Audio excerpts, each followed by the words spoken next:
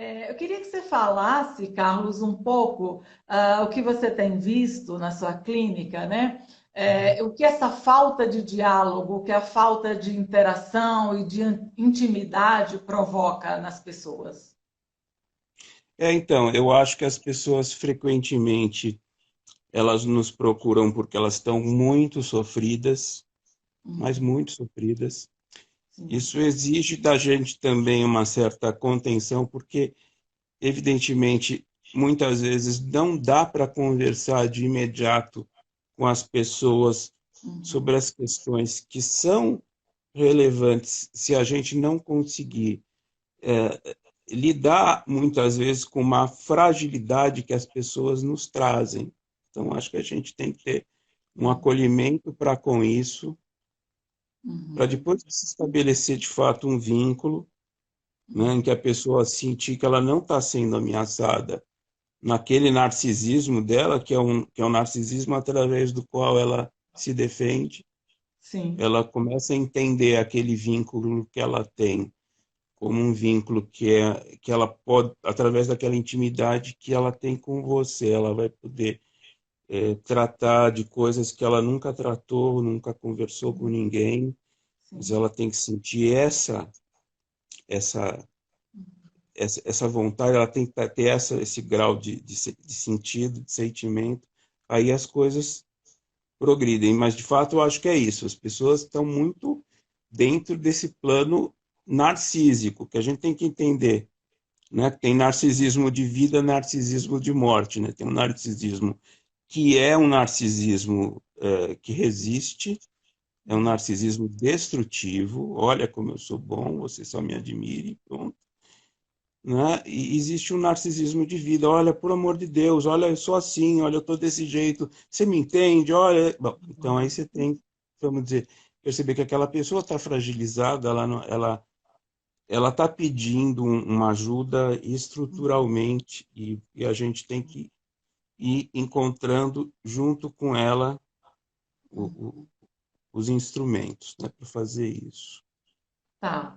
Muitas pessoas que estão aqui conosco agora são da nossa Uhum. área, né? Sim, Outros tantos não são interessados pela psicanálise. exatamente. Por isso que eu estou tentando conversar de uma maneira mais simples possível, Sim, que é para conseguir tocar e despertar em ambos um senso de acompanhar a gente. Mas sim. fala. Então, assim, eu queria que nos permitíssemos fazer uma coisa que não é tão comum, mas eu acho que o momento exige, né? Sim. Levando esse diálogo para as relações familiares, as amizades, como se materializa essa escuta, né? Como as pessoas conseguem entender que elas estão ajudando aquele amigo que veio pedir socorro. Eu acho que os amigos, eles têm sempre uma sensibilidade através da experiência que tem com a gente e a gente com eles, de que Uhum, há essa confiança. Eu acho que a questão, justamente, é a gente trazer uma coisa que está para além do que a gente já sabe, né? uhum, Ou consentir que o amigo trate com a gente coisas, vamos dizer assim, talvez que ele nunca tenha falado, né? Ele se abre. É muito importante a gente poder ouvir sem fazer nenhum julgamento moral. Isso é importantíssimo. o que, aliás, é uma regra da clínica psicanalítica, né? A regra de ouro. Exatamente. Exatamente. Sim.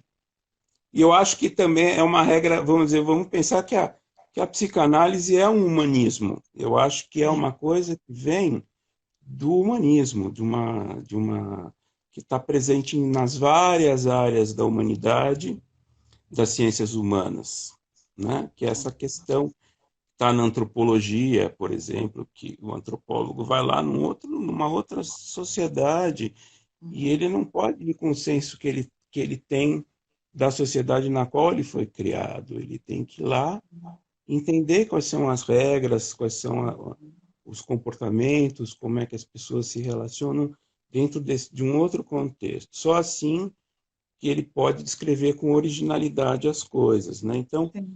eu acho que isso está presente em todas as áreas. Vamos lembrar que a área da gente, a área psi, né? Ela é uma área interessante porque ela é uma área de fronteira da saúde e a área de humanidades. E quem trabalha com pessoas, de alguma maneira, tem que ter uma formação voltada à área, à área técnica do que estudou, seja fisiologia, seja o fisioterapeuta, o enfermeiro, o médico, psicólogo, terapeuta ocupacional, enfim, todos, Uhum. mas a gente tem que ter uma visão também para que a gente está num contexto de humanidade, né? De ciências. A gente está numa área mista em que a gente está na área de saúde e está na área de humanidade. Sim. Aliás, é a junção dessas duas áreas que dá a totalidade, né? A integração, como o Winnicott fala, né? Do Sim, corpo com o psiquismo. A sim, unidade. eu acho que é isso. É interessantíssimo você lembrar do Winnicott nesse momento, porque o Winnicott trata muito de como é que é a estruturação do self, né? Uhum, Do psiquismo. E ele coloca que, vamos dizer, a pessoa está, de alguma maneira, estruturada, relativamente estruturada, na medida em que ela se torna um ser cultural, em que ela tem entrada na cultura.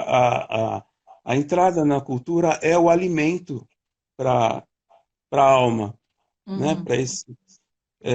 Para esse self, para ele se desenvolver. Mais um ente, que tá, mais um ser aí Uhum. ligado a esse movimento total aí de.